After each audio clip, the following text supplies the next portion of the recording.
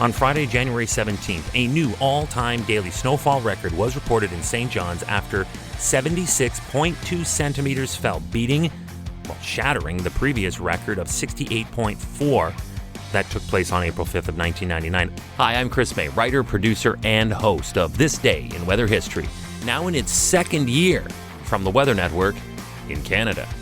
Ooh, it didn't stop there. No, sir. It was epic. It was intense. It didn't stop. Not on this day in weather history. The storm paralyzed much of the province, prompting states of emergency in many communities and causing widespread travel issues and power outages. The storm even triggered an avalanche in the Battery area of St. John's on the Friday evening, damaging one home. Thankfully, no one was injured. The snow just wouldn't stop. It kept right on going, right through the weekend. With that, the in-town totals exceeded 90 centimeters. It was speculated at that time that the St. John's Airport had in fact experienced its snowiest January on record, with 166 centimeters recorded to that point. Other outstanding totals were recorded in other communities, including Mount Pearl and Paradise, where more than 100 centimeters of snow piled up with this storm.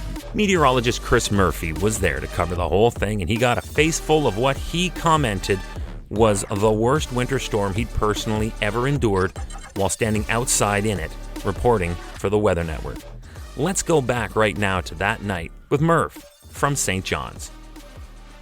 It feels like the skin on my face is peeling clean off, Kim. Let me just show you something here. By the way, there's a car under there. Somebody's going to be late for dinner tonight, to be sure. Look at the visibility. Look at these. I mean, this is just absolutely... I've never felt anything like this. You know, mind you, I said, I put my hand up. I volunteered to come here, so I'm out here. But I am out here, as Kim said, so you don't have to be, because... First of all, there's states of emergency all up and down all over the Avalon Peninsula and getting up to the Bonavista. Vista. 165 kilometer an hour gusts up in the northeastern sections of Newfoundland. I mean, now we're talking about damaging winds. And here's the worst part. If you lose power, there's nobody going to be able to help you tonight and perhaps not tomorrow. So you really have to hunker down for a few days. And I hope that message was got across in the last few days, that we had to take this one serious. I mean, Kim, you know what? St. John's and blizzards go together like salt and pepper, but this one here is definitely memorable. Even the battle hardened have been telling me, they've been saying, Murph, this one here, I'll remember this one for a long time. Wow. And I know I'll remember this one for the rest of my life. This is worse than Dorian, in my opinion, and I was there in Nova Scotia. So, you know, if I show up in your town, that's usually bad news, because this one's looking like a historic event, too. Welcome to year 2 of this podcast.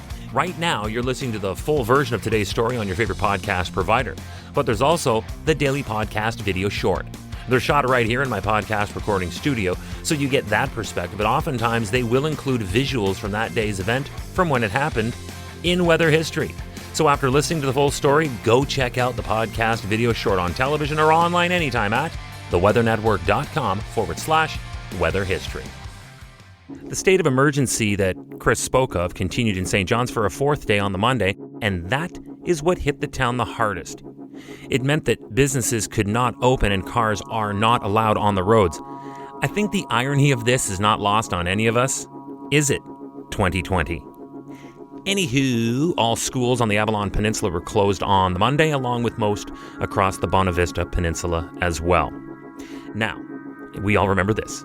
On Sunday, January 19th, CBC reported that the Canadian Armed Forces will be sending 150 to 200 troops to Newfoundland by the end of the day, and that could increase to as much as 300 by the Monday. This day in weather history.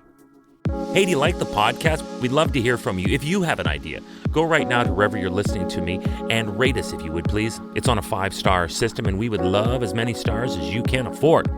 So rate us, but then also review us. This way we can always stay on top of how you'd like to see the show evolve. Then remember to subscribe to this podcast. Click the subscribe or follow button right there on the very same podcast homepage you're listening on. You'll be immediately reminded that the next day is ready to listen to, and you also have access to every episode in the archives. It dates back to June 1st of 2020, so there is a lot that we got to get caught up on this day in weather history. Tomorrow is January 18th. The Heartland Covered Bridge in New Brunswick is the world's longest covered bridge. At 1,282 feet, 391 meters long, it crosses the St. John River from Heartland to Somerville.